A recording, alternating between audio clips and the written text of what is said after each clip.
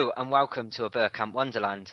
I'm the artist formerly known as Gimli, and tonight I have joining me.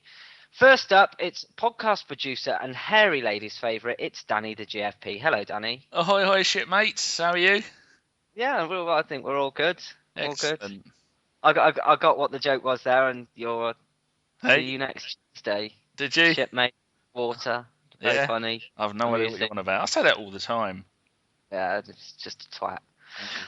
Next up on my list, joining us fresh from his debut on TalkSport, it's the self-proclaimed Asian sensation, Mr. Fuck Hanaj.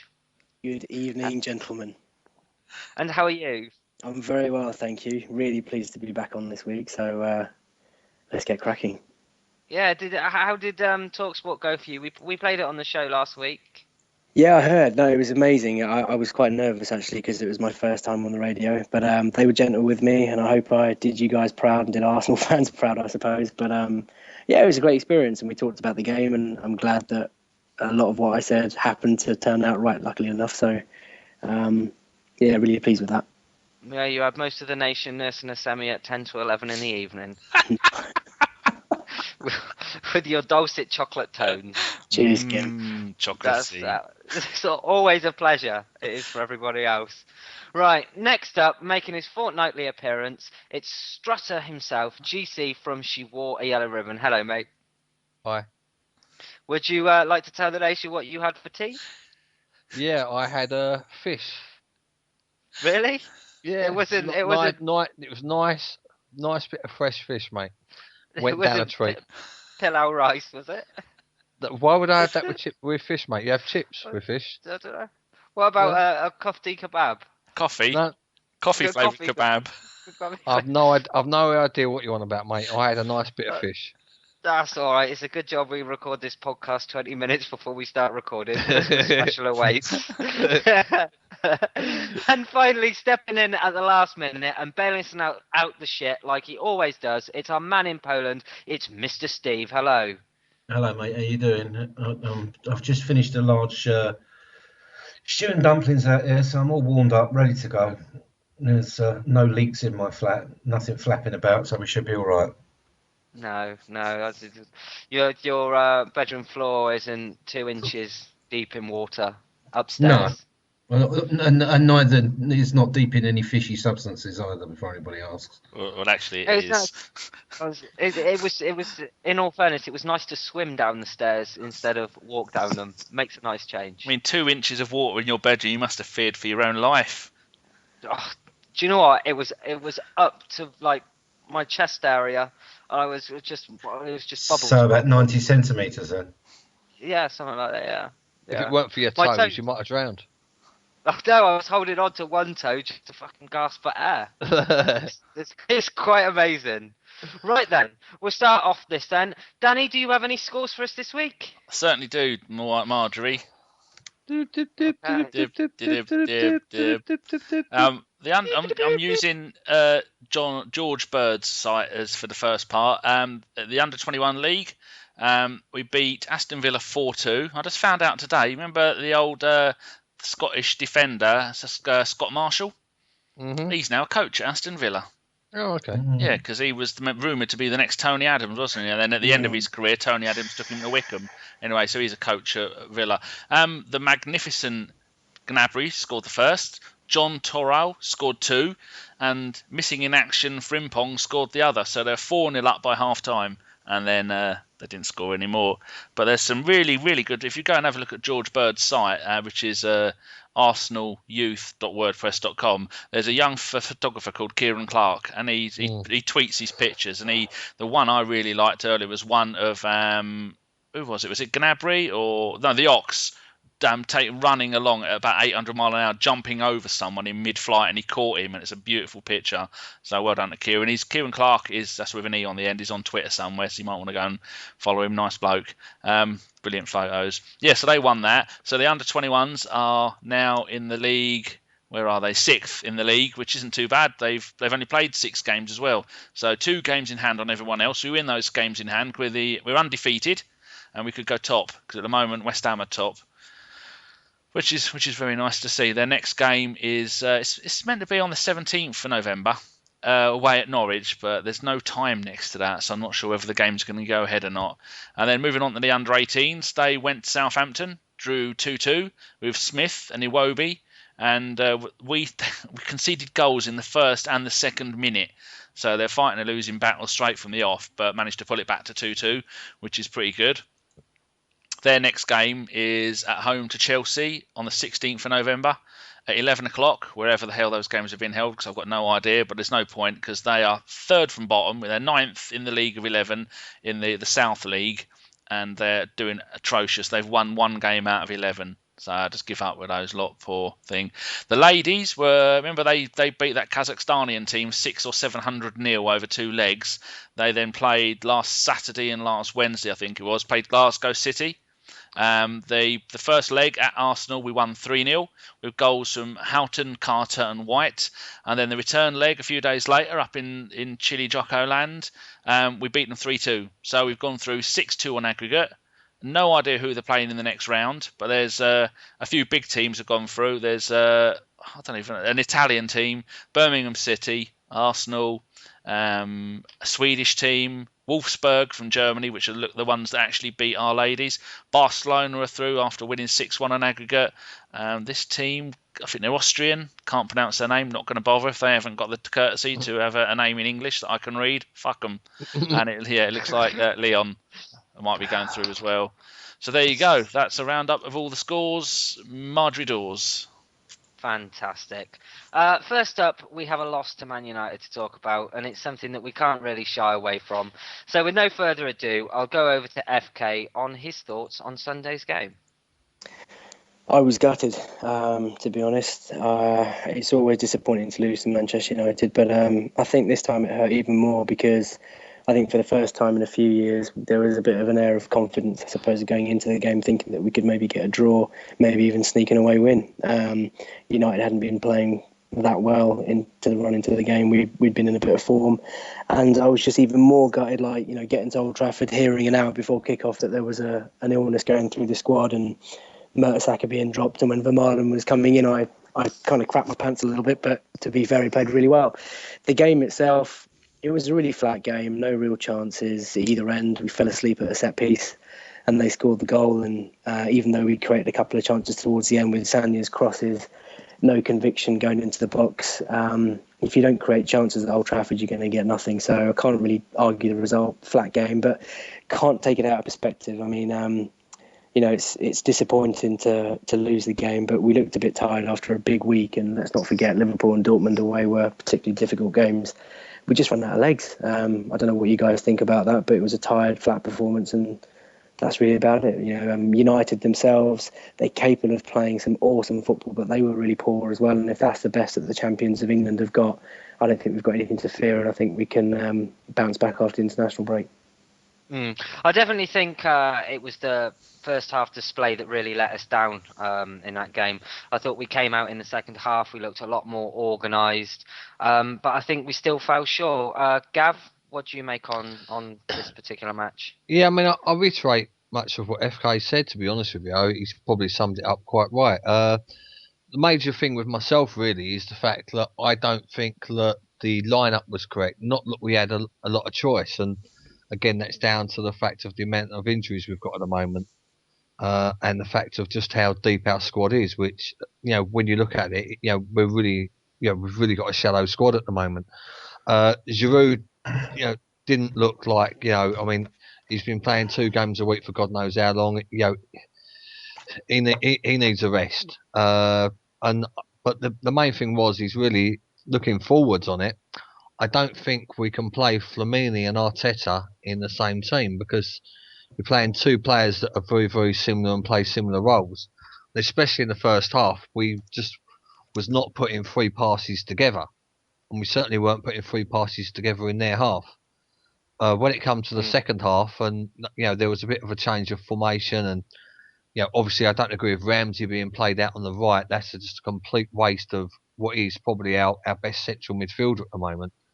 And due to injuries and lack of depth, he's playing out right, and that didn't do us any favours either. But I mean, in the second half, we perked up, and I mean, Sagna's crossing for once was absolutely brilliant in the second half. And if there was a little bit more conviction getting onto the end of his balls, then we could have got away with a draw. But the actual starting lineup, which is which did us really, but you've got to say that if Mertesacker was starting the game, then they wouldn't have scored either, because he would have been at the front post and he would have cleared that, and it wouldn't have come off of Van Shithouse's shoulder. So we'll move on from Gav being on the end of Sagna's balls, and we'll go over to Steve. Do you think we can take anything from this game, Steve? Well, I mean, I think we've got a very poor record at Old Trafford. I mean, we might have won the league there, but I mean, it's very few occasions we've gone there and won, and not just in the current era, but before that as well. And I think in the first half, I think it was wrong to have Arteta and Flamini in the middle, but I think in the first half they showed that they were nervous. They bottled it. They weren't playing their normal game. If they'd have come out of there and hit them with the same verve that they hit Napoli with, and the way they played against Liverpool, we'd have won the game. But we just weren't at the races in the first half. And the second thing is that we missed Mertesacker. Bit of disorganisation at a set piece, and they score. But having said that, I mean, other than that, they were pretty poor United, and they've, for alleged champions of Britain, they've got no cohesion in midfield. Rooney's running around like a madman trying to close everything down and trying to put a stop to everything. But at the end of the day, I mean, if we'd have been at the races in the first half and had chucked the kitchen sink at them, they could have well gone in at half time 2 or 3 down, and they wouldn't have come back from it. I think the fact is as well is that Man United are well rehearsed at how to block Arsenal's game, and every year we go there, and every year it's the same. We're playing the same tactics. You need to look at that game and say, right, we know we're going to go up there. We know there's going to be a lot of fouls. We know there's a lot of unexplained shit that always goes on up there that they always get away with. And you've got to prepare for that. And you've got to devise a team that's going to go there and take points. And if that means not playing as we usually do, then by some means do it. I mean, the idea that Phil Jones has suddenly become, the roving librero in the midfield, quite frankly, is utterly insane. I don't really want to dwell on the game. I mean, but even though we played badly in the last minute, had Bendtner had another 6 inches on his right leg, he'd have scored. Just on that, Steve, I mean, it's not Bendtner's fault that we lost the game, by the way, because there were a lot of comments very, very critical about him, etc., etc. And I appreciate that he should have gone in with a bit more conviction to meet that cross, get on the end of Sagna's balls, but he didn't. I would agree with you. There's a couple of positives to take out of the game. I mean, the frustrating thing for me is that we seem to have the same type of player all injured at the same time. What I mean by that is Walcott, Oxlade-Chamberlain, Podolski, and even Gnabry, who wasn't fit, and arguably Rosicky. They are outlets in terms of our style, and it's a massive shame. And the fact that Gav also mentioned that we keep using the same core sort of players, I suppose, in every game that we play, and you guys know how much I love Arsene, but ultimately he has to take responsibility for not having added maybe 1 or 2 more. And I know it's, with hindsight's a great thing, because had we have got a draw or had we have beaten United, we probably wouldn't even be talking about squad depth. But the reality is that these are the fine lines between losing the big games and winning the big games, or even getting something away from home. And I think the game highlighted that had we have had an alternative striking option on the bench that was, that would have been of top quality, maybe we could have got a point from that game, and that's the difference between winning the title and losing the title. I don't know. Yeah, to go back on, sorry if I can dive in here, boys. To go back on what Steve was saying, Keno's done a blog this week on the Shiwab website. Can anybody guess out of the last 100 games? Arsenal have played Man United, obviously including Woolwich Arsenal and Newton Heath and the Bank Street Ground, whatever Man United used to call themselves. Out of the last 100 games that we played them, how many have we won? Well, at Old Trafford? You mean away from home? Or... Yeah, away from home. Yeah, we've played 100 games at Man United. I mean, my how own many have we won? 20. 17. I've been to Old Trafford 9 times to watch United Arsenal, and I've seen us draw once and lose 8 times. So I reckon we've won maybe 15. I'd say 16. You read the blog, didn't you? No, I'm looking at it online. Steve was close though. Yeah, we've won 16 games, and if you take that into consideration over the last 20 years, we've won 4, 3 in the league and 1 in the FA Cup. I'm probably in the unique position where I've actually been to Old Trafford 4 times, and I've seen us win every single time. Gav, you coming with me next year? I've been 9 times. We've lost 8. Yeah, no, I mean, all right. And I'm talking the 4-0, 6-1, 8-2. I am cheating slightly because 3 of those weren't against Man United. But I went to the 3 semi-finals, which was Tottenham, Middlesbrough, and Sheffield, wasn't it? Sheffield was it Sheffield United? Yeah, I went all 3 of them and we won. And in 2002, 2003, when we beat them in the FA Cup, when was it Giggs missed an open goal? Yeah. Shot it over the bar, and we ended up winning 2-0, and I think Henry come on for about the last 20 minutes.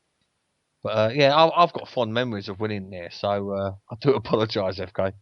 Yeah, thanks, the theatre of tears. So, Danny, we'll go over to you now, and a lot of our listeners this week have got in contact and asked about our thoughts on a certain Dutch cunt. Sorry, I said that wrong. Maybe slightly a little bit on purpose. But about his goal celebration. Arsene Wenger came out before the game and said that he was still an Arsenal man. Well, it didn't look like it from that, did it?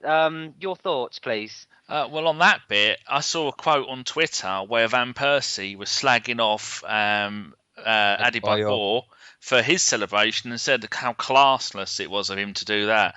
So I think that just shows what a two-faced backstabbing sack of shit that I'm not even going to say his name. The person, the catch done. Hey, at least one of us got it right. That showed what he is. I don't even want to talk about him. But shall I go on to my thoughts about the game? Yes, please. Best thing for me about the game, Arsenal gent. Did anyone see his tweet just before the game? It said Man United starting 15. It listed all 11 players, the referee, both linesmen, and the 4th assistant.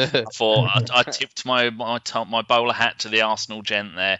I made a few points of the game as I was watching the game, not knowing what the result was going to be. Otherwise, I wouldn't have bothered. But straight away, the fact that we're playing Ramsey on the right hand side killed his game.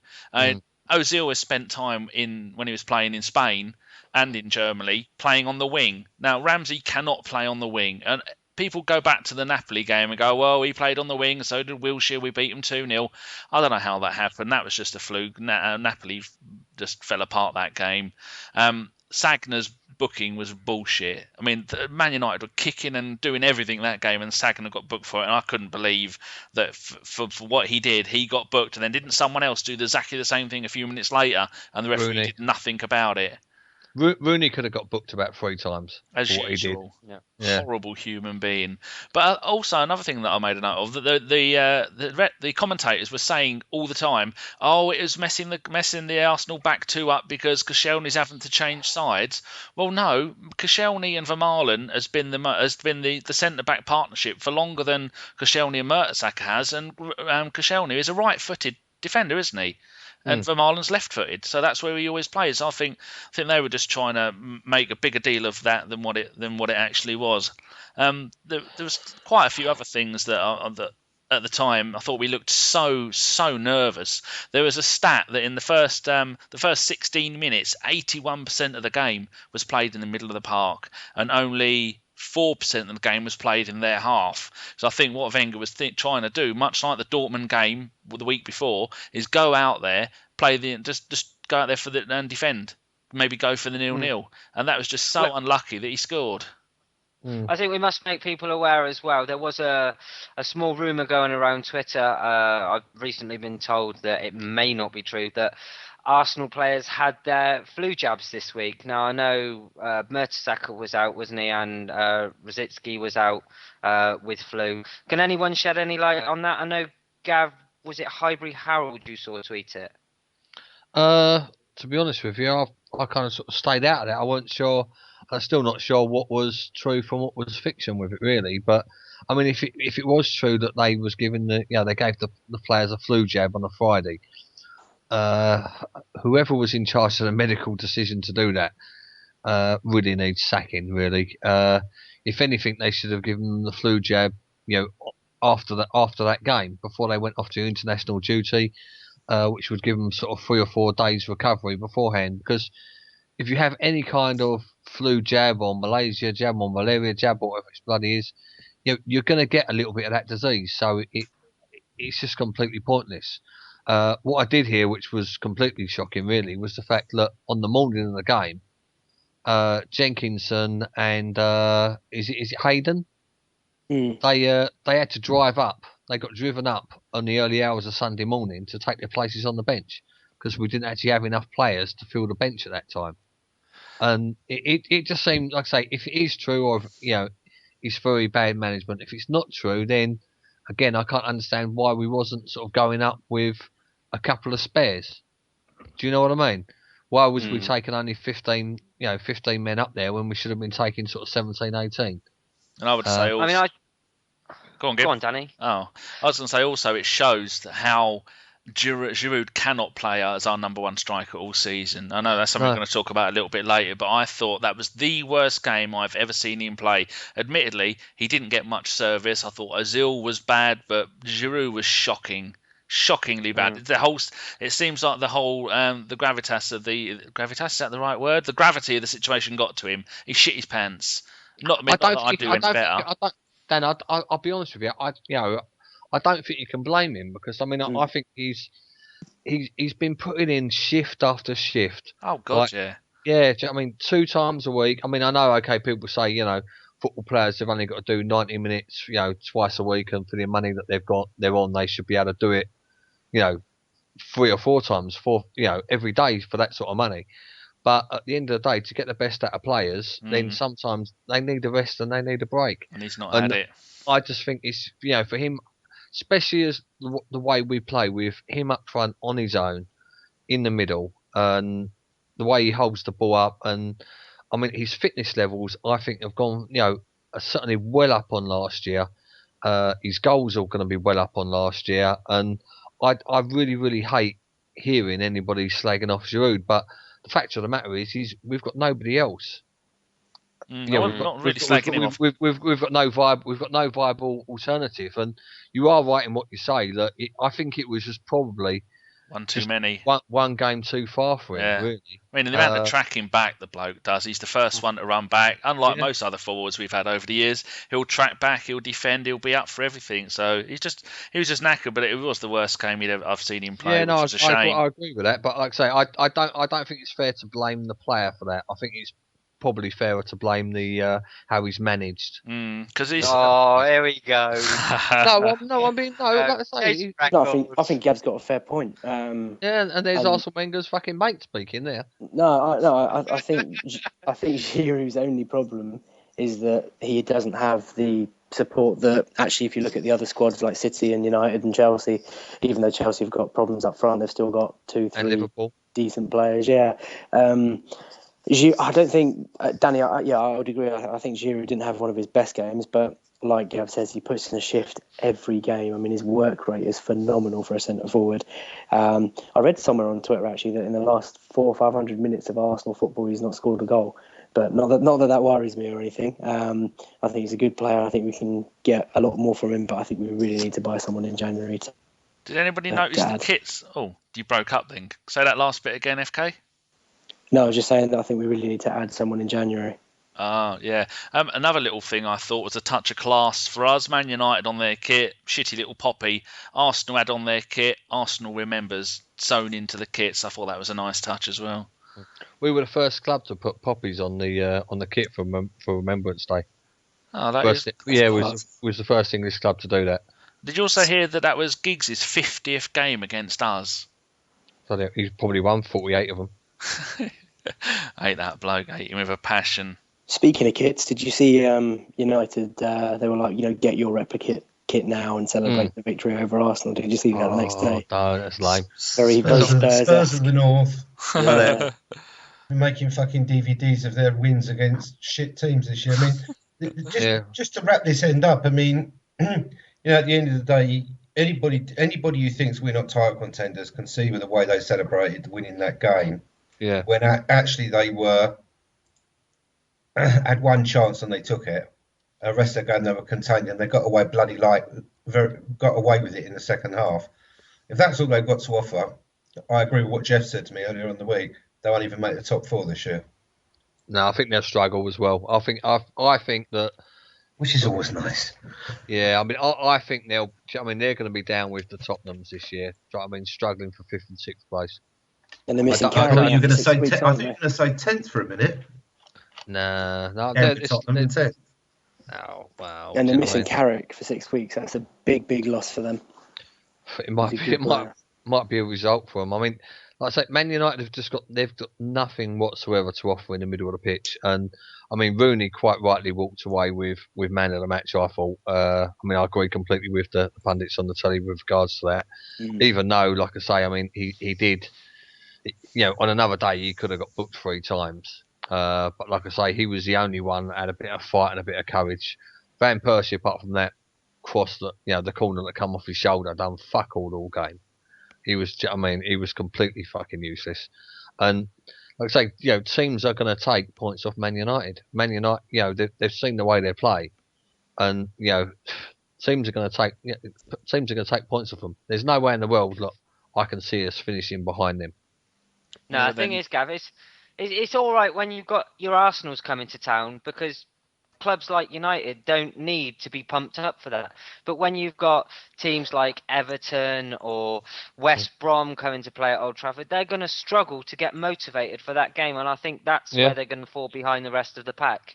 Well, I mean, Man United make a special case for us, don't they? I mean, and it was obvious that from the actual lineup, by playing Jones to sit in front of the back 4 for Man United, that Moyes and Ferguson sat down and together put up a plan on the best way to stop us. And they're not going to. You are correct. They're not going to do that for other teams. They make a special case for us, and teams will take points off them. And like I say, I really am not worried about us finishing lower than Man United this year. Really am not. No, let's worry about the teams that are actually going to be up there and challenging us for the title. So with that then, gents, we'll move on then. And our next topic is one that's quite close to your heart, isn't it, Gav? It's about ticket prices. Basically, we want to talk about Arsenal and making it affordable, an experience for the family. And it should be high on any agenda. So, Gav, as I said, I know this is quite true to you. So would you like to start us off? Yeah, no problems. I mean, obviously, this is coming in the news this week because Man City are charging £58 for Man City away this year, which is probably one of the highest outside London matchday ticket prices. And it's kind of ironic, really, because obviously, I mean, yes, we charge Man City £62 for their fans to come down to ours, but it really does seem a bit tit for tat. And on sort of looking at it, it does look like this is the most Man City are going to charge any away team this year.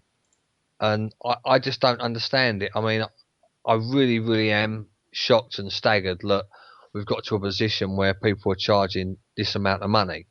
One of my colleagues, a gentleman called Matt Wigley, wrote a brilliant blog on it this week.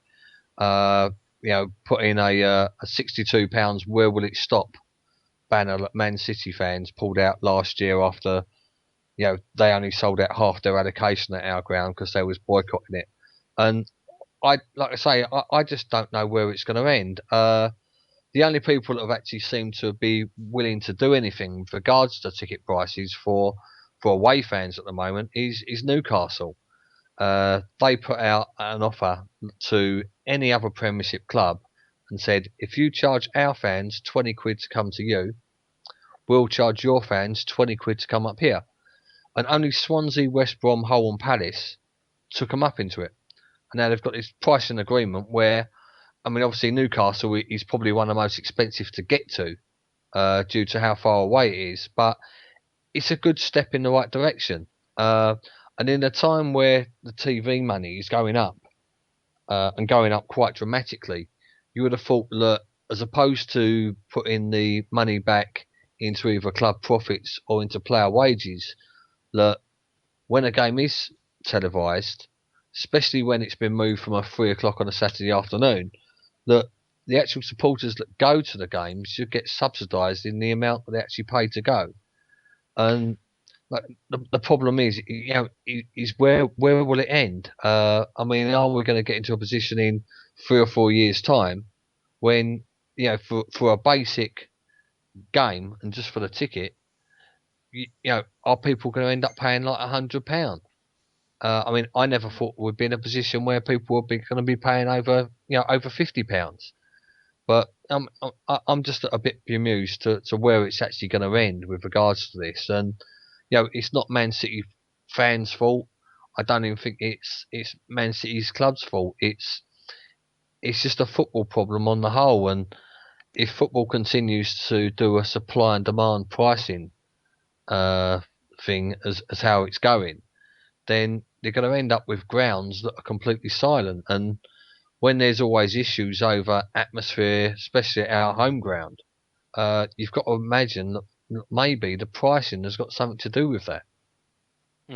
I think everyone remembers their first Arsenal game, whether it was at Highbury or the Emirates, and who they went with or how the whole story of them going there came about. And I think what the higher ticket prices do is exclude some of the fans. If it's too expensive, then people won't go, and you're stopping off the bloodline of the next generation of fan base. And I think that's wrong. FK, would you like to shed some more light on this one, on your thoughts? Yeah, look, I think Gav's quite right, and it's quite refreshing to hear that actually it's not a problem that's exclusive just to Arsenal Football Club. It's an English football problem. I personally get quite frustrated sometimes when people keep reminding me that Germany season tickets are like 27 pence and how cheap it is to go and watch football there. And I'm envious of it, and it's not a case of like just be quiet and put up with prices. Obviously, there needs to be protest about it, but I think ultimately, from a business point of view, there is no way that any business, whether you're selling apples on the street or whether you're a football club, you're going to sell below market value. Ultimately, it doesn't matter how. I know it's frustrating, Gav, and believe me, even though I have a season ticket, I have the cheapest season ticket in the ground because ultimately that's all I can afford and that's all I can do. And if prices did double, then I probably wouldn't be able to go. But ultimately, as long as people keep buying tickets, there is no reason why the club will reduce its prices. I must be honest, and I also disagree here that I don't think it's a case of rich people are quiet and poor people or less well-off people are louder. I don't buy that notion for 1 minute. I mean, I do. I'm a professional. I'm not. Professional womanizer. No, but I'm a professional. Obviously, I never go to Arsenal in a suit, but I consider myself as Why not? I've done it. I'm comfortable in life, and I go there to the ground and I scream until my lungs ache. So we've all seen the video. 7-5. Absolutely. So I don't buy that notion that people that are less well off are louder than those that are very, very comfortable. No, don't get me wrong. I'm not saying that the more money you have, the more likely you are to be quiet. What I am suggesting is that I know now that when I go to a game, I'm making a lot less noise. And I'm singing a lot less than I was when I was 14, 15, which was what it was when I first started going. You go into the North Bank, you go into the middle or the top side or whatever, and everybody, the majority up there, we're all under 18. And when you get a group like that, which has got sort of free reign, then that's when the noise and the atmosphere comes out. I mean, obviously you've got to give credit to the Arsenal Supporters Associations that work with the club towards getting the £10 tickets for the under 18s for certain games at the Bowl. Yeah. But it's not behind the goal. And like I say, I mean, I know you're going to do a podcast all about atmosphere, and I do hope you're going to the fact that our ground actually isn't designed to make a lot of noise. Our ground's designed to take a lot of money and take money with regards to corporate seats. And the club level seats. That's how that ground was designed. There's no big cop end, which traditionally is the areas which make more noise. But like I say, unfortunately, when it comes to talking about ticket prices and when it comes to talking about money, the younger fans will tend to make more noise. And like it was at Highbury, where you'd start off at in the schoolboys, then you'd go to the North Bank, and then by the time you were sort of 17, 18, you moved to the clock end. By the time you was mid-20s, you'd move to one of the lower tiers. And that was the progression that you made as a fan.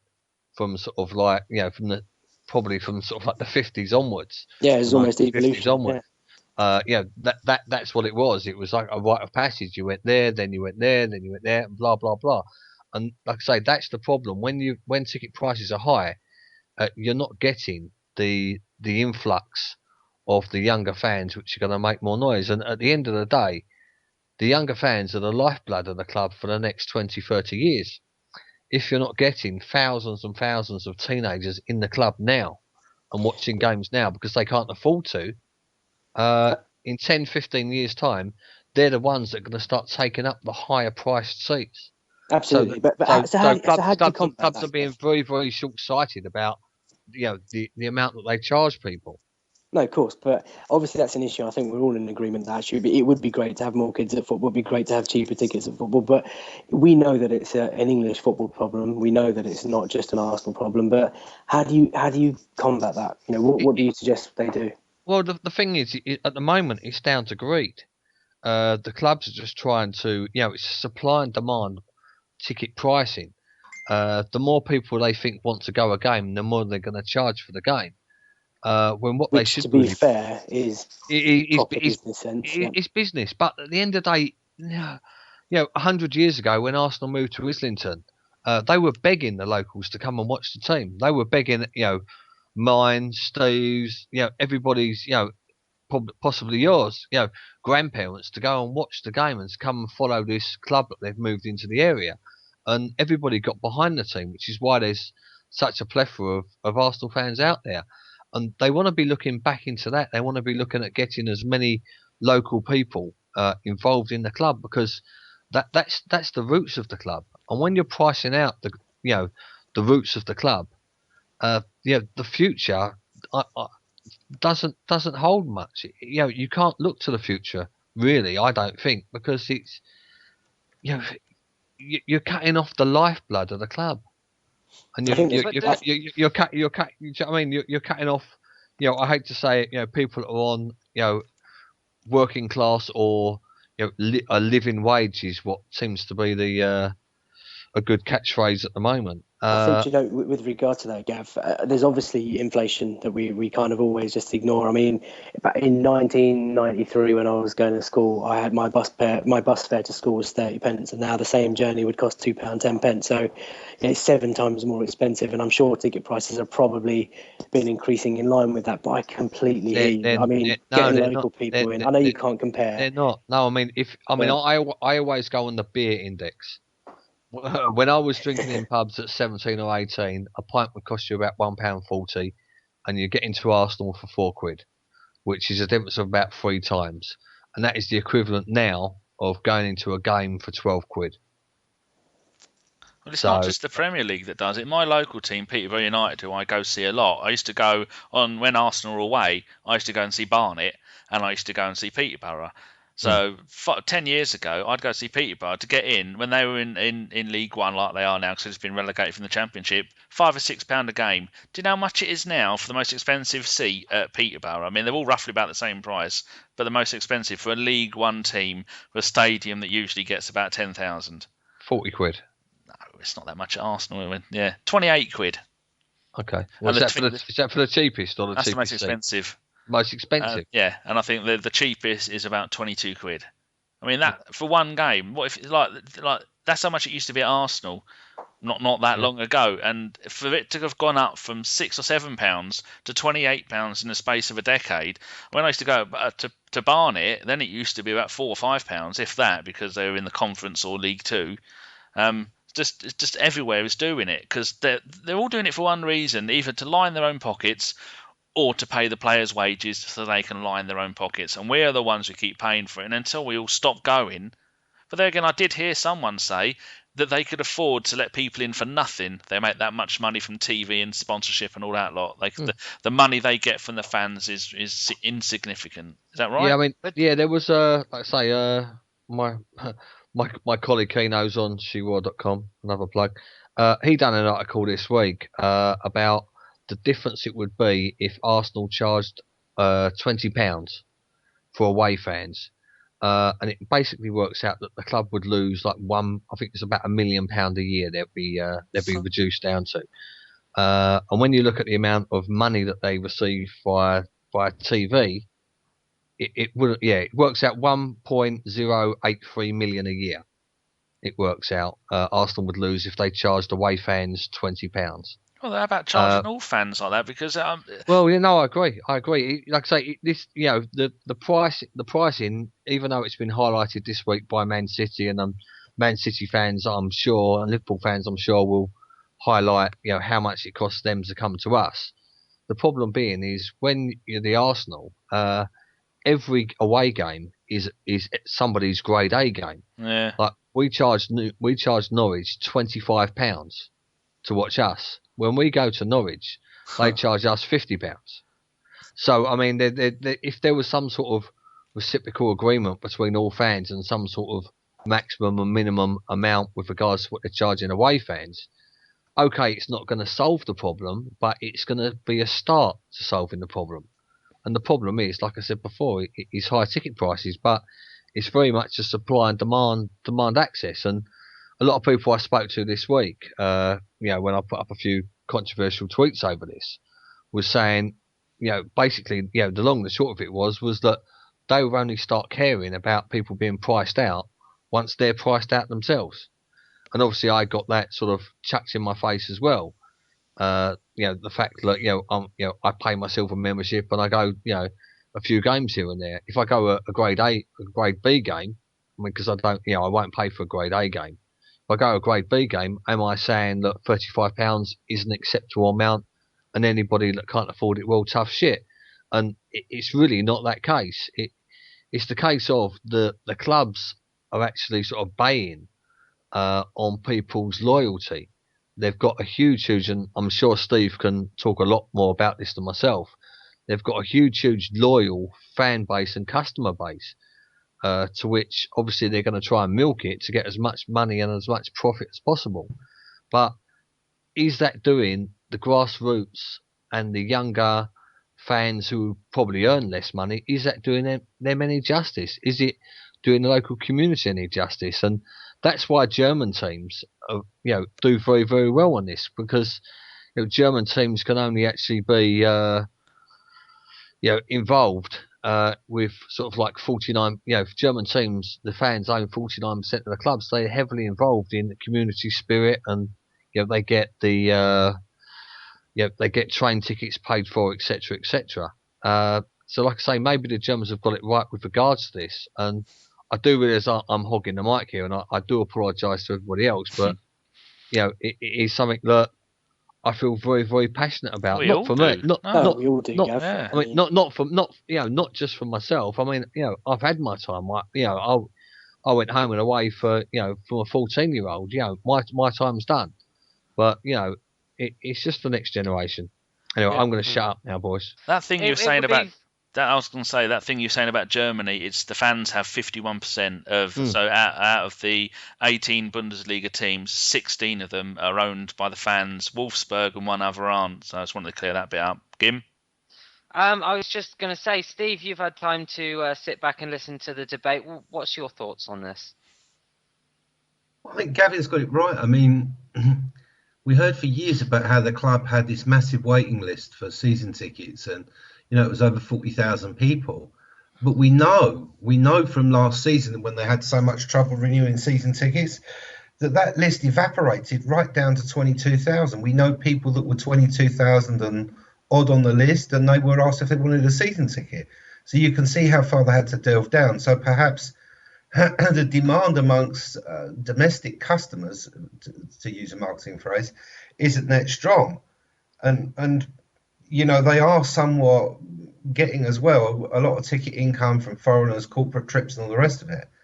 But if you look at the recent BT Sport deal, which was done for the Champions League, which is £900 million, obviously the majority of that money is going to filter back to the clubs. And I think there does come a point where you've got to say as a business that there is a point where customers won't wear it any longer.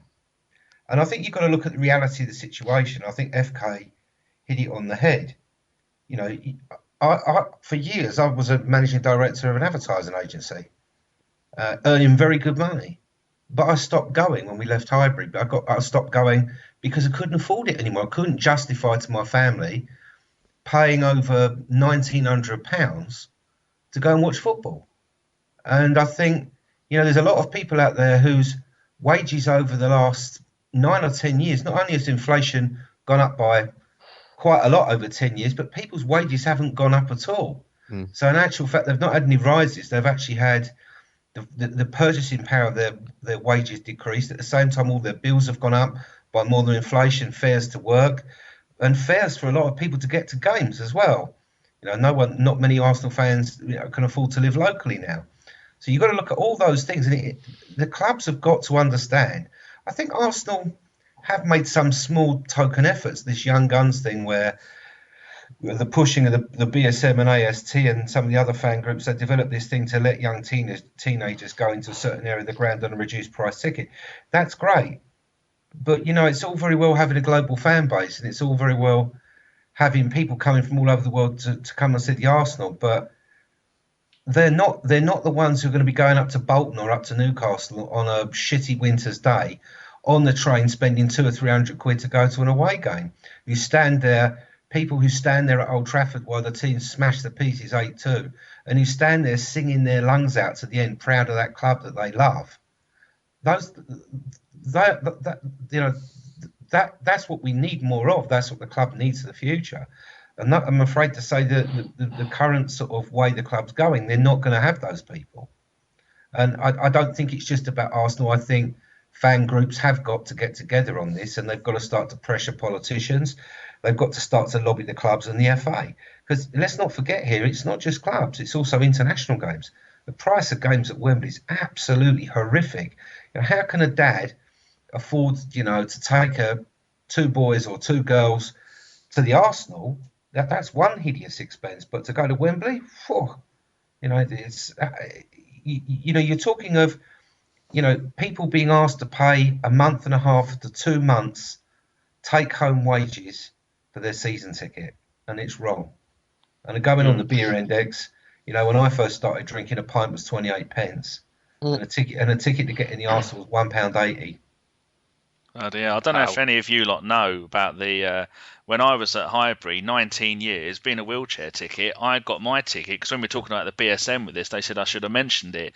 I got 19 seasons of getting in for free, and the person who come with me, they got in for free as well.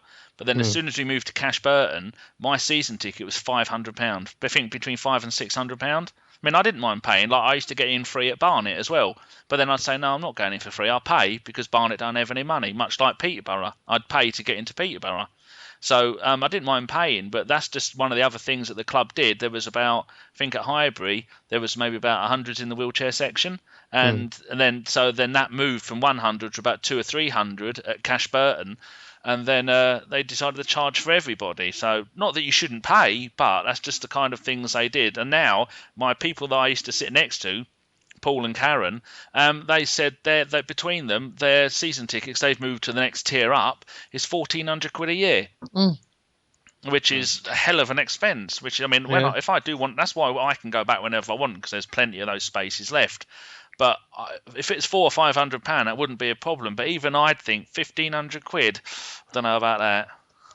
So the other thing is, I mean, if you look in the jump in prices from season tickets from Highbury, well, my season ticket at Highbury in the East upper centre block, just beyond the director's box, cost me £1,935, I think it was, the last time I paid for it. The equivalent ticket at the Emirates is £3,500. Cool. That was in one season. So to keep the same place in the ground, it was 36% more. That's ridiculous. And no one's wages have gone up by 36% in the last decade, unless you're a crooked banker in the city. It's guaranteed that if Arsenal, for some reason, did a Portsmouth, we'd be the ones that would be going, and the rest of those that go there with their iPads, sitting there, and they've got their picnics out, asking you to shush, the ground would be empty, and it'd just be the proper Arsenal fans. And sometimes it's a bit stupid to say it, you may think, but I envy Portsmouth a little bit, because I said 2000 and when did they win the FA Cup? 2008. I said it on my account, on my other account on Twitter. 2008, Portsmouth win the FA Cup. 2013, knocked out in the first round. but I envy their club because they have now got their club back. Yeah, well, they're now sort of got really, really run by fans, and they're run by people that not only care about the club, they care about the grassroots community that have always backed the club up. Like Wimbledon.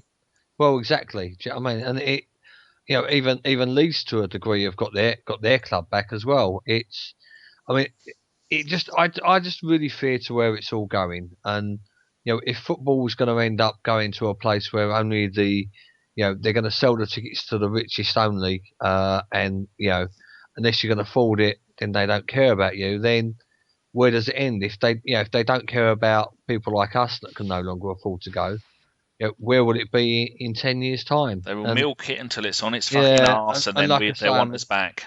Exactly, and like I say, I've had a few chats this week with the BSM boys, and I know that they had a representative in with Peter Scudamore of the FA when there was a protest at the beginning of the season when the fixture list come out, who mentioned about ticket prices, and I know that each club was given, I think it's something like £100,000 to put towards costs for travelling fans, which really, when you look at the amount of money that's made and generated by the TV, it is next to nothing. And like I say, I just don't understand it. I mean, if Man City was a Monday night, not only would people have to pay the £58 to go there, they'd also have to pay the travel expenses. Also, they're losing a day's money if they're self-employed, and it just rolls on. It's slowly being taken away from the working man's sort of sport and pastime, and I think something should be. I mean, obviously something should be done, not just with Arsenal and the good work the BSM boys are constantly going on about, but it's got to be every club. There's got to be more backing for the FSF on what they're trying to do with the 20s plenty away scheme. I just really, really hope that in the next few years that the links that are made from the people that barracked and went up against the FA and Peter Scudamore get together more often. The Liverpool lads, the Man City lads, even the Tottenham representatives there. I just hope that they get together and something is done nationally about ticket prices, because obviously to get all the Arsenal supporters together is never going to happen, because we've got too many people that I'm okay, Jack, but like I say, if we can get everybody to an Arsenal representatives like the BSM together with other clubs, then maybe a point could be make. But like I say, I mean, I don't know what to say. It's all just gone so expensive and so downhill, and it will be the detriment to our game. Another thing that do you want to go on, Kim, or shall I? No, you go. Oh, yeah, another thing that I don't know if people are aware of this, the fixture lists, the way they work. Do people know that back in the day, that when you had the Christmas fixtures, you'd have the home game, like in 1950-51, we'd play on Christmas. Where's the date on this? Bloody moved the page down now. Where is it? Oh, here we go. 26th of December, Boxing Day. Man United v Arsenal. 27th of December, the next day, reverse fixture. They used to always do that, and then quite often they would try and do it so that you would play on Christmas, Boxing Day, New Year's Day. They'd try and do it so that you would play a local team. I mean, when they don't even give a shit about trying to do that now, because on Boxing Day, on New Year's Day, you want to be playing a local team, don't you? So that everyone isn't marching all over the country. But you'll get something like Plymouth v Carlisle. Just little things like that. They need to get together and stop doing it.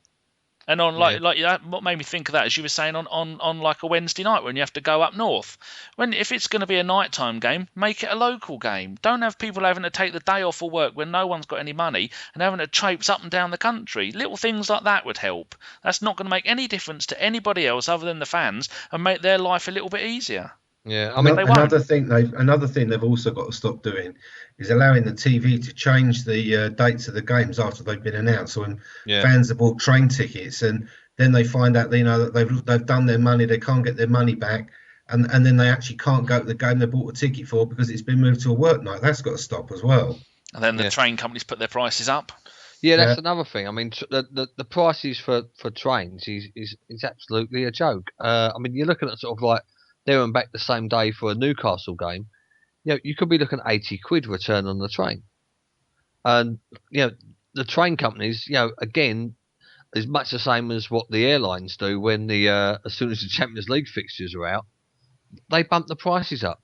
And it's just all about greed, and it's all about basically ripping people's loyalty off, because, you know, everybody's loyal to Arsenal, and, you know, hats off to everyone that goes home and away. I'm glad you can afford it, but, you know, you are getting striped up every time you do it, and until everybody gets together and actually has a concerted effort to sort of force prices to be reasonable, it's only going to get worse.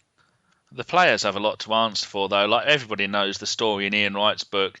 He heard Arsenal wanted to meet him, went up there, said, "Yep, I'll sign for him," signed on the dotted line, then asked, "Oh, how much wages am I on?" That's things like that, and I think he's only on 6 or 7 grand. That's other things like that. Everyone is getting. The fans are paying for everybody else who are already loaded, and one day the cash cow's just going to drop dead. Football's going to be on its arse, and they're going to go, "Would you like to come back? Season ticket, 100 quid. Oh, go on, you know you want to come back." Makes me sick. So, FK, then, you've been quiet for the last 10 minutes. Would you like to finish us off on this? Look, I think it's a really delicate situation. I think all football fans would want cheaper ticket prices. I do think it's not exclusive to Arsenal Football Club, and I'm really glad that that's the way it's been portrayed tonight, because I think a lot of people sometimes give that impression. It's an English football problem. It's an English club problem. There is a greed issue. The difficult situation that fans have is that there's often this notion of, well, let's protest, let's strike, and let's not turn up to the games. Bottom line is, if you forego your season ticket, or if you try and sell your ticket for the match, somebody else is going to buy it. So the only way you can do it is by not turning up to the game. And bottom line is, most people are going to go to the games. As much as you think you're going to protest, the majority of football fans can't stay away from a game on a match day. It's as simple as that.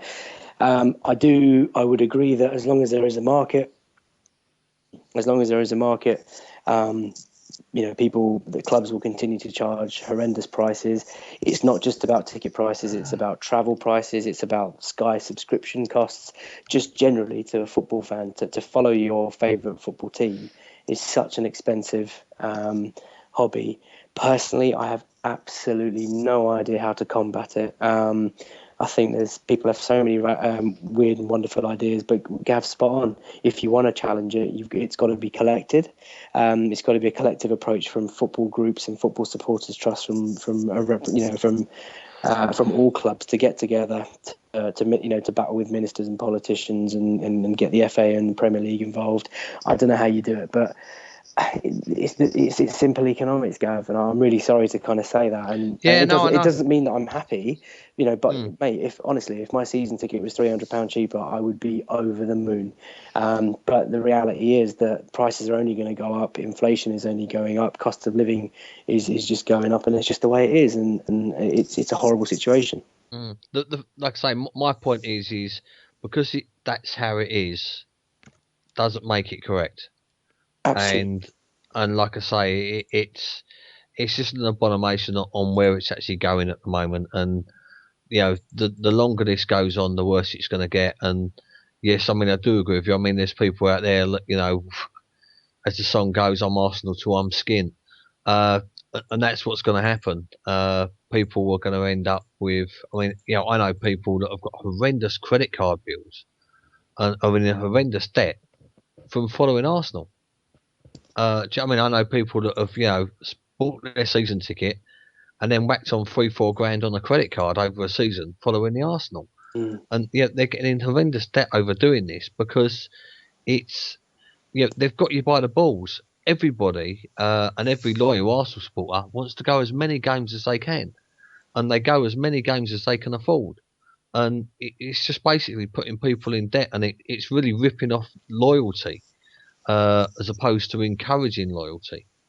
And maybe if season tickets or tickets were cheaper, then perhaps the club would sell more shirts, or they'd sell more programs on the day. Simply because of that.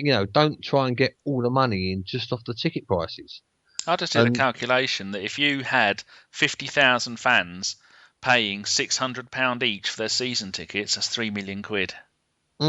Is that 3 million or 30 million? It's one or the other. Lots of zeros there. 1, 2, 3, 1, 2, 3. 30 million quid.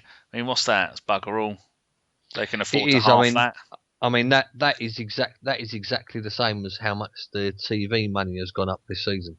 30 million quid. And like I say, I mean that's my point really.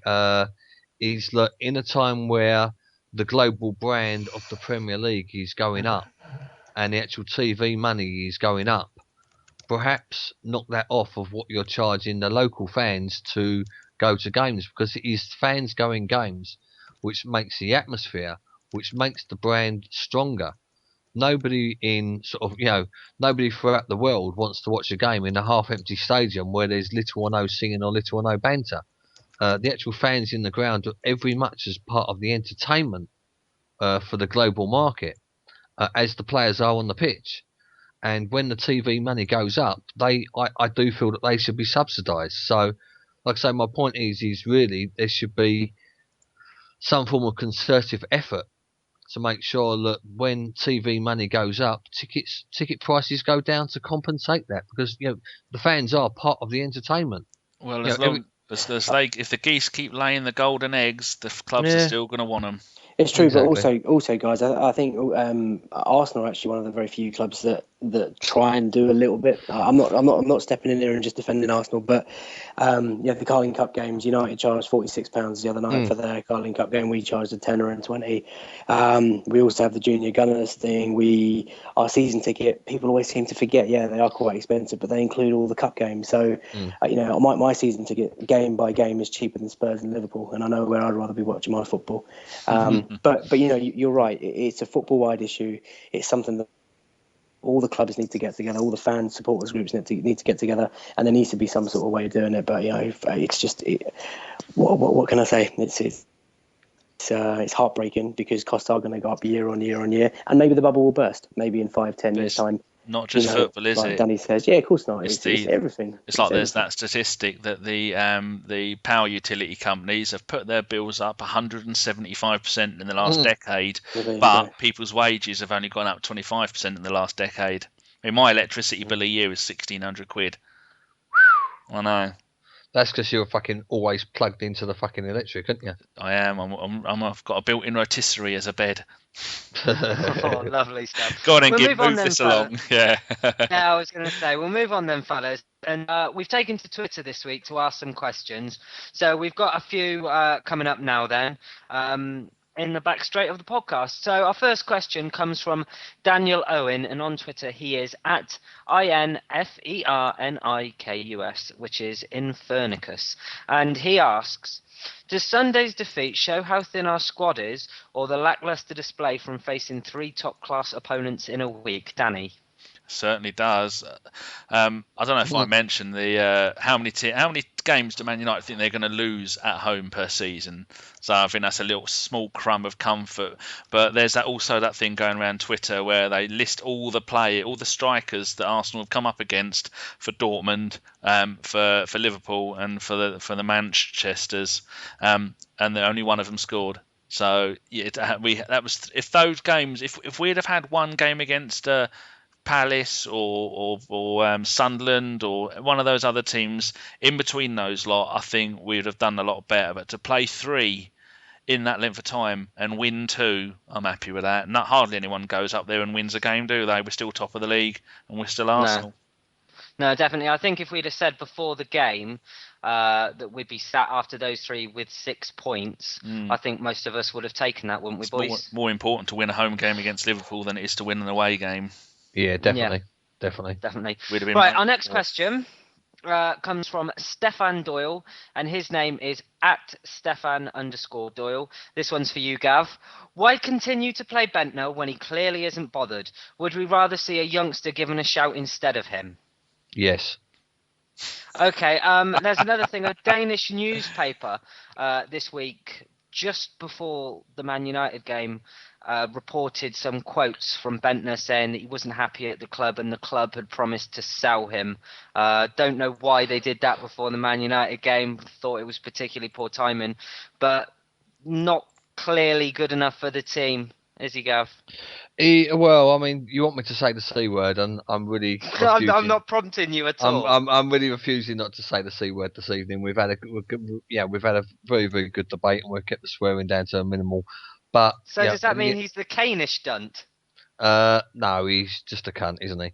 224 minutes he's played this season. The thing was, I mean, in the summer, Wenger was saying that Bendtner is 90% away from being transferred, and Bendtner would have been at Palace if we'd managed to get the loan deal for Bar, or if we'd managed to buy another forward. And I can't really blame Bendtner because he's not good enough. He's never been good enough. He's clearly not been good enough. He's not a nice person on the pitch. He doesn't work hard enough on the pitch. Got nice hair though. His hair is fucking appalling. He looks like a tramp. Oh, don't. There's nothing nice to say about Bendtner, but at the end of the day, you've got to query the wisdom into going into the season with him and that French postman as backup to Giroud. And when we spoke about it on transfer deadline day, the long podcast what we did that day, everybody, even though we was overjoyed we got Ozil, everybody was bitterly disappointed. Look, we didn't get another forward, and it's bitten us on the bum already. Because Giroud was fucking knackered by the time fucking Man United come along. Yeah. And come the Christmas period where he's playing 3 games in 8 days, he's gonna be fucking knackered again. Obviously, Podolski getting back to full fitness is going to be huge, absolutely fucking huge for us. But we should have. The money was in the bank. There's still 80 million floating about in the bank. We should have bought another top-class striker. The only thing that's going to stop us winning the league this year is the fact that we've got, out of all the main contenders, we have got the worst set of forwards. And Steve, you've got something to say on to understand. Yeah, I mean that interview that was done in Denmark was actually done 3 months before that game. It was dug out by the British media and slipped in then deliberately on the evening of the game to be contentious and to generally piss off Arsenal fans. And then there was actually a comment about it by the bloke who wrote the article in the Guardian earlier on this morning. At the end of the day, you can have some sympathy with Bendtner. He's been told he was great. Was told he was wonderful. He's never been allowed to play up front. He's always been played out on the left. Yes, he's gone away from the club. He went to Juventus. He went to Sunderland. He messed up at these places. He got injured as well. And he probably hasn't played any football for 2 years. But you can understand all that. And, he's tried to come back and get the fans on his side. But, he's not fit. He's overweight. The fans got on his case. And clearly, he has proved to what a lot of us always thought, that he isn't good enough to be an Arsenal player. Now, that's not his fault. We've got to move him on in January, and people might not want to see him play, but we've got to get him fit, and we've got to put him in the shop window. Otherwise, we're going to be taking a hit on all the money he's been paid over the years. We won't get anything back for it, and he'll walk out of the club on a free.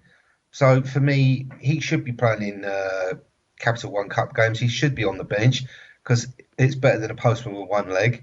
And that's it. And I don't think fans have got anything to gain by getting on players' cases and booing them. It just makes their life even harder. And yes, he's a very stupid, idiotic young man. If you think of the chances of a kid going through all those trials, going through all those youth games, playing at the highest level and getting to the end to be an Arsenal player and represent your country, to mess up your chance because you've got a doolally dad as your agent and you're a bit doolally yourself, to mess up your chance of a wonderful life and all those things that young boys adore for wanting to be a footballer is completely mental. And all I can say is that I hope he sorts his head out. I hope he finds himself a new club in January and fucks off. Can we move on? And Bendtner's dad's a cunt as well. Son of a cunt. Exactly. Kind of a son. So what's the next question, Gimstar? Is Gimli with us? Yeah, he's still there. No. I think he's I fucking. think he's gone. Oh, gone No, to I swim. am here. Yeah. No, I am here. Was you, I'll link our did you- next two questions. Did you drift off? Was you No, picking no, your toe no. up? No, I wasn't. I had the mute on mic. Hey, were you eating cheddars? No, I wasn't eating no cheddars. I ain't eating no cheddars, you fool. No. Our next two questions I will link together because they are very similar. And the first one is from Dan Roosh at DJ Roosh. And the second one is from Ozil is God, and his name is Arsenal Callum. They ask the most underrated and overrated player in Arsenal's history. And Fucking hell. I want to go last So- on this. I need to Jesus. think. Okay, Yeah, so go- which one gets this FK. first? FK. FK gets it first. Oh, you absolute gits. The most overrated player in Arsenal history. And underrated. Oh, let's do one at a time. Let's spit it out. Okay, so Good luck. Jesus, You're overrated. just buying yourself time. It sounds terrible. We should revisit this question at the end. I think. Hang on. I've got some answers. Go on, Danny. I would say most overrated, Peter Marinello and Charlie Nicholas, because Yeah. they come with the kind of hype. I mean, Steve, Marinello was. Don't you reckon Marinello was worse than? next George Worse Best, than- wasn't he? Yeah, he was the next George Best. He was this. He was that. And he was a busted flush. Yeah, he just couldn't cope with it all, shit his pants and fell away. And I would say the most underrated, not got two good by people that by any of us lot, because we probably have heard of them, but many people looking back, and you see a lot of players, and I think our own David Hillier, I think he was a tough tackling player who should have stayed at the club, but because of the management situation at the club, he got a good offer from Portsmouth, and he says looking back at it, he wish he would have stayed, because I think he left when did he leave when Wenger turned up, or was it Bruce Rioch? It's one of those two. Yeah, Very I'll underrated. But if anyone gets a chance, go and get the cup final ones that he played in. I think he played in the Cup Winners' Cup final in '95 or '94. I think he's a massively underrated player. He should be. I mean, he played 140 odd games for Arsenal, and I think definitely an underrated player. What about Jose Antonio Reyes? I don't think he was ever given the credit that he did. I don't think he No. was that bad a player. No, he was shit. I didn't like him. Well, shut up, Gavin. You know absolute didn't like bollocks him. sometimes. He's a He was fucking. a- No, He was a brilliant player. He's a He was a retard. brilliant- He was a retard. There's a lot of people know you've just uttered that comment are just thinking exactly the same as you for saying it. He was a brilliant player. He was a brilliant player. He headed the league for assists for 2 seasons.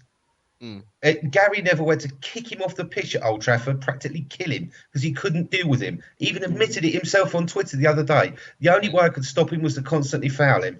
His game and his first touch were brilliant. His pace were excellent. I'd rather have him on the wing now than bloody Theo Walcott, I'll tell you that. Oh, And the God, only no. reason he went boss-eyed at London was because Arsenal in London was that Arsenal made 2 fatal errors.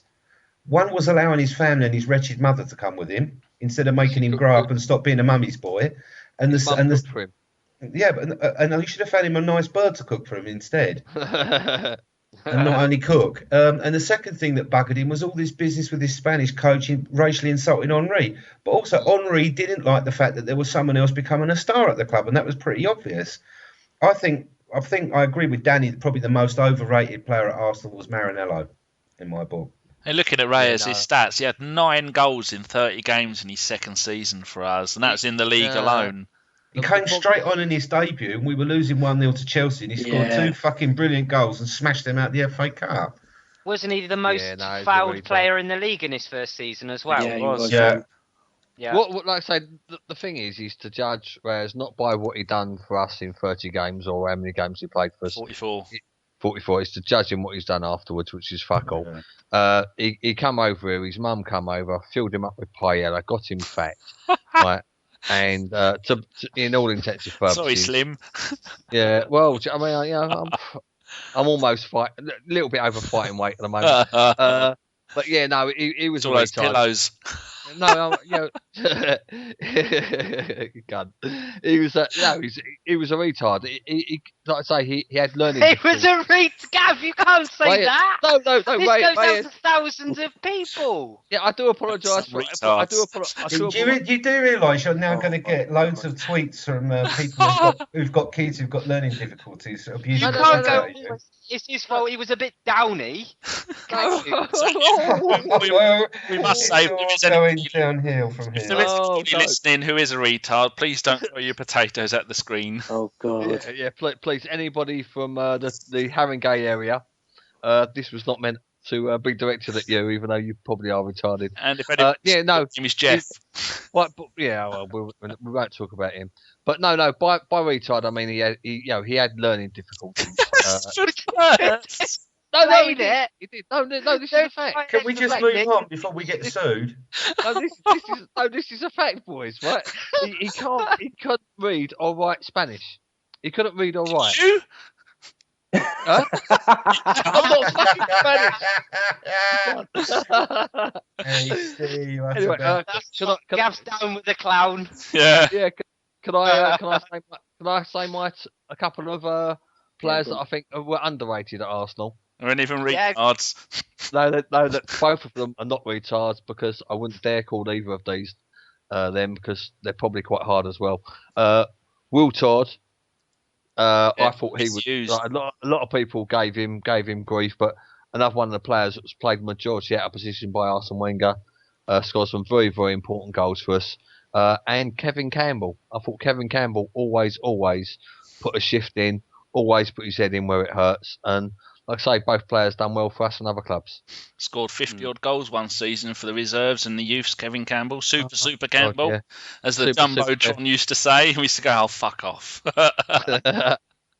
So we'll go into our last question. And FK hasn't done his, and you end up... All right. See, I was just about to celebrate. You can't let him away with it. Okay. No, he was hoping he was going to get away with it. Yeah. The two players that I was really gutted about not making it, I always thought Van Bronckhorst was going to come in and light it all up, and he never really got going. Stefan Schwartz was another favourite of mine. Obviously, Schwartz, one wonder. And injuries with Van Bronckhorst. Yeah, and then obviously you've got like Jeffers and Arshavin. They came with so much like promise, and that Jeffers was just he was never going to really happen. Overrated. Too much, Charlie. You're a bit of a. I think Arshavin was probably overrated in the sense that he was going to come in with such hype, but he never really. I think you more be better off to say was overweight. Yeah. Overweighted. Yeah, over boozed up. But Van Bronckhorst and Schwartz, they're my underrated. Any game? I'm quite happy to go with what you've got. Cop out. No. I'm moving on to the next question, which is, what would be our Arsenal five-a-side team of past and present players? Which is another one I know, guys, that puts you on the spot. So if you had to pick your five-a-side team of Arsenal past and present players, what would it be? Who wants to take this one on first? FK. All right, I'll go first. I'd have Crazy Ends in goal, because if you're playing five-a-side, you just want someone who's going to completely toy with the opposition striker. And you'd basically have Pires, Bergkamp, Henry, Campbell. Very nice. Steve? I'd have Seaman in goal, Steve Bold at the back, Ray Parlour in the middle with David Hillier, kick a few people, Omri and Ian Wright up front. That's about 7, isn't it? It's 85, but I'm old. I'm allowed to get away with it. Danny? Just had a visit from the child and her mother, so I was on mute. I didn't hear any of the ones they picked. Can I have a rush goalkeeper? You certainly can. Oh, it's gone a little bit each way. It's not the rules of five-a-side, is it, gentlemen? I'm going to have to rush you. What we need is I'll stick anybody in goal. I'll have Reece Wilmot in goal, because it doesn't matter about your goalkeeper. And then I'd have Adams and Keown at the back. I'd have Hillier in midfield, kicking and slapping and punching anything that come near him. I'd probably have... who else have we got that's rock hard and mental apart from Hillier? Oh, I'd have Selly in there with his little skinny legs, just so Hillier will have someone to talk to about their trips to Barbados. Then up front, you've got to have someone who shoots on shoot on a penny. I nearly said a dime there, but I don't want to use an Americanism. Someone who has an eye for goal, who can just bang them in without even having to look. It's going to have to be Henry. Lovely stuff. And Gav? Seaman in goal. Keown at the back.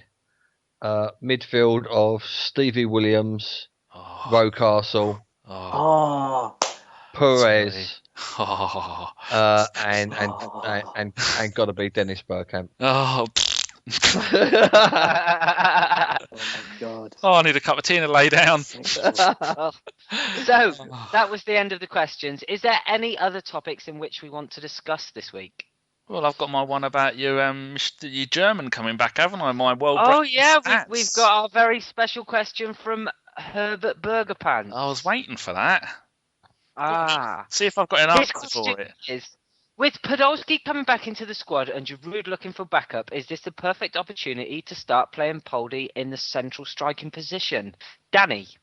See, I have said, ever since we've been doing the podcast, Podolski is a striker. That's where I want him to play. And everyone's going, oh no, he played on the left for Bayern. Bayern didn't give a fuck about him. They didn't want him. They didn't like him. You know, for Germany, he is there. If he scores one more goal, he's their third top goal scorer of all time with 47 goals in 111 games. Or it'll be 112 if he scores. I mean, 47 goals. Only 2 players playing for England have ever scored more than that. Lineker 48, Bobby Charlton 49. Now, you're not a left winger if you scored 46 goals in 111 games. So I thought what I'd do, I went to transfermarket.com and I went over .dr, I don't know, whichever one it was. And I went over the Cologne stats for the 2010-11 season. First thing I was shocked to see is that they play 4-5-1. Like we play a slight variation of it. Right, so I've had to write this down, so I'm going to read this out. He played that season when the Cologne got relegated. They were dog shit. They had that mental Dane who was the Wolves manager who got sacked straight away. So they got a dickhead in charge. They got relegated. 18 goals in 28 games, right? And then I thought, hold on, I'll have a look and see where he played. So he played in the Ozil, what was the artist formerly known as Bergkamp hole. 13 games, 6 goals. And you think, well, that's not too bad playing there. He's not playing left wing. As a lone striker, 15 games, 12 goals. That's playing in the Giroud role. Too many R's there for me.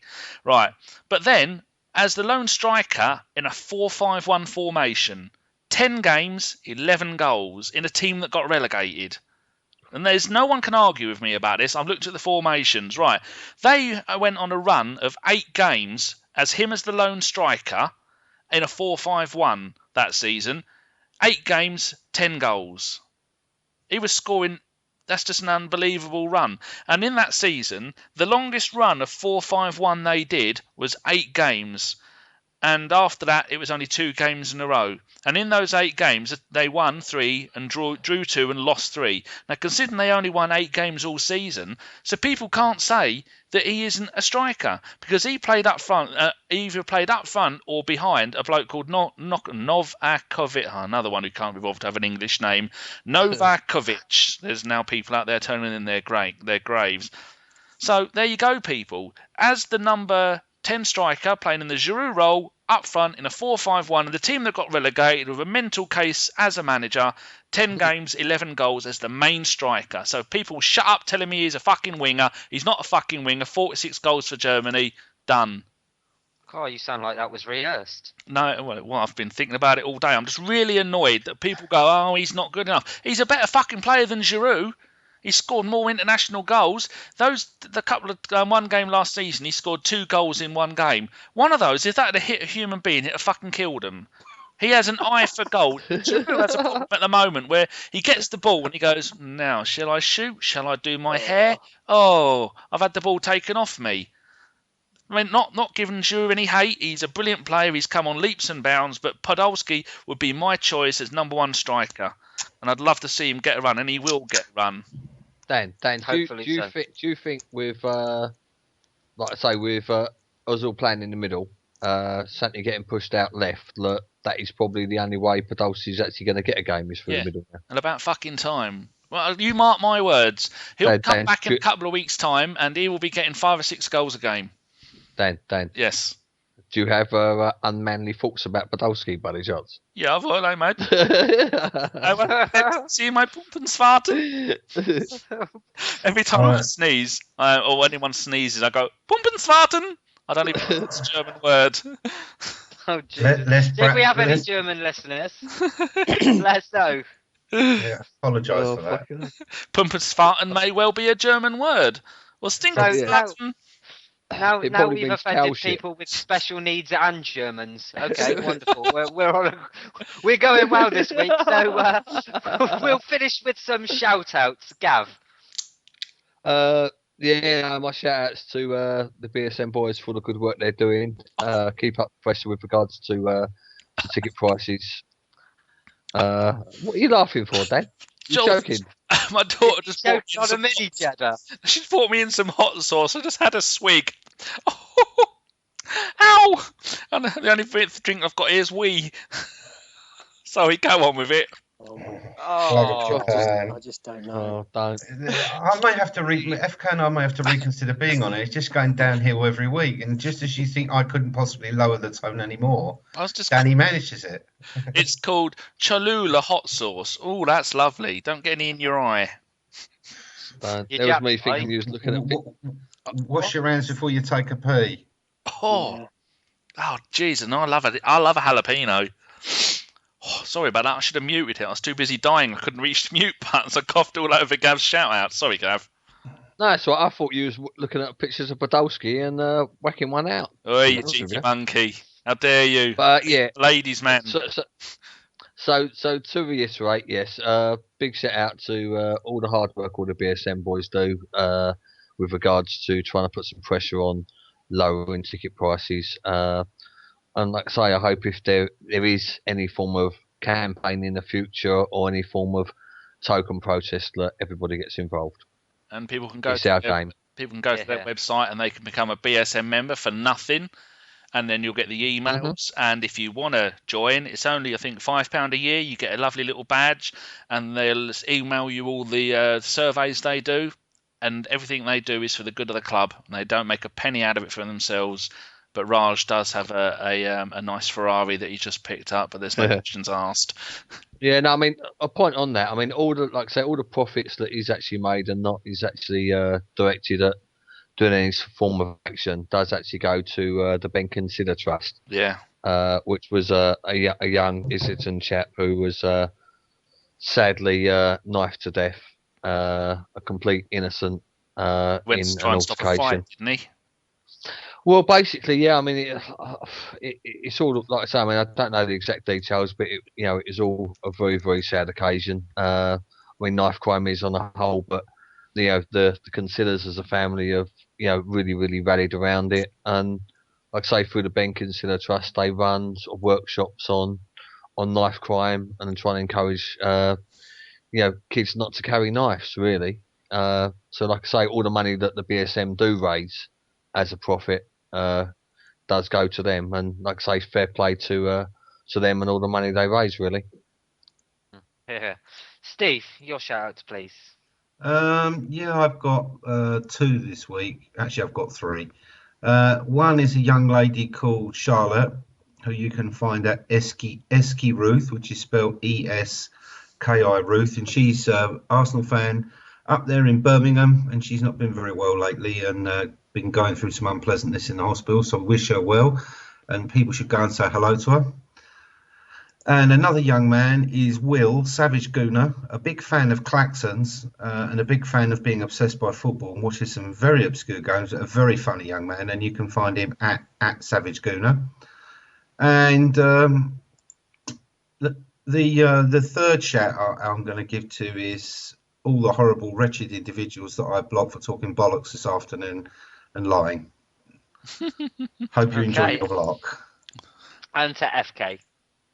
I've got a couple, Gim. First one will go to Dave Seeger. His username is at GoonerDave66. I've met him recently. We went to the League Cup Chelsea game together and saw him at Old Trafford. Absolute diamond guy. Writes for Gunners Town. Great blogger. Really good guy to follow. Did you understand a word he said, though? Hey, lad. Just whippets and caps. Yeah, he does like his drink, and he speaks very, very fast. But he's a top man. Yeah, we've had him on a couple of times. Have we? Yeah, he's Yeah, a lovely, lovely guy. Yeah, he's been on one pod, and then he come on during the transfer pod, which got 29,000 downloads. I'll have you know. Brilliant. Yes. The second one is someone that I don't actually know personally, but he's doing a really good thing on Twitter, and he's trying to raise some money for Movember. His name's Glenn. Glenn, I'm sure you know him. That was he's good mate of mine. Sorry, he's at AFC_Glenn Townsend. Good guy, big Arsenal fan, and he's raising some money. So get onto his profile, and if everyone can donate £1 or whatever you've got, it makes all the difference. Yep. We've already donated ours, haven't we, Danny? £10 and 10 pence. Go and have a look, you cheeky monkeys. And we all know the 10 pence is from, don't we, Gim? Well, I'm only small, so my donation suited my size. Yes. My shout out this week goes to my best friend at Mark Allen Hyatt, who's just found out that him and his wife have got a little baby gooner on the way. So a big congratulations to him. And he's already ordered the baby grow, even though the little boy or girl isn't going to be here for another 6 odd months yet. So it's quite safe to say he's a little bit keen. So best of luck to him and his wife on that one. Right then, so all that's left. Oi. Hello. Ooh. There's one more. Danny? Yes. Oh, is it you? Yes. Okay, go on then. Can I say hello to some people? Go on then.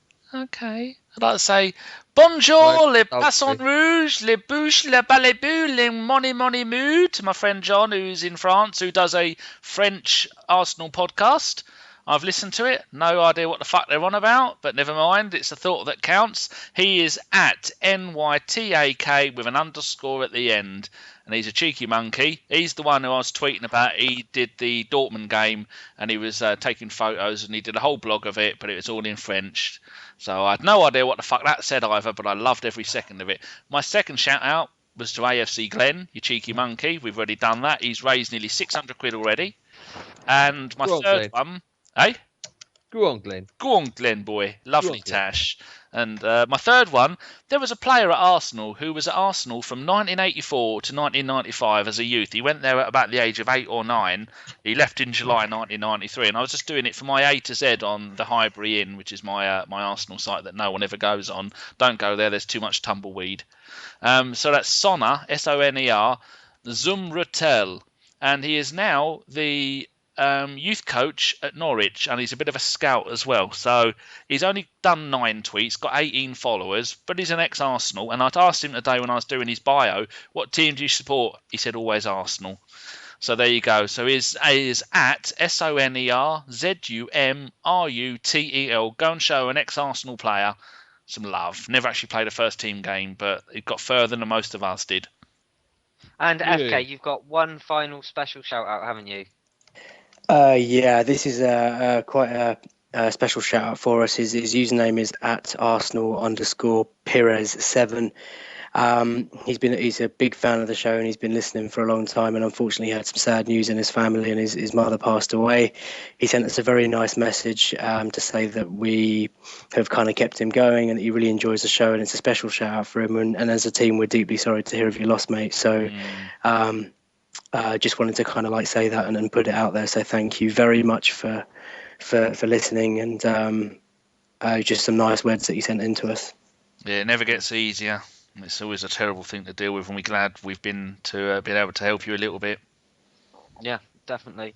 So then, fellas, all that's left to do is to thank you boys for joining me and Danny tonight. God, they all fucking tumbleweed every week. Why the fuck? Thank you, pleasure. Yeah, it was great. It's a great pleasure. We do it deliberately to piss you off. Yeah, the pleasure's next all week, yours. I'm not even going to thank them. No, just say fuck you, bollocks. Leave. Cheers for joining us. So that was a Bergkamp Wonderland podcast. Thank you very much for listening, and keep it Arsenal. Good night. Nanu, cheeky nunchen swarten, drinken, swanken, poopens. Bratwurst. Not a fucking clue.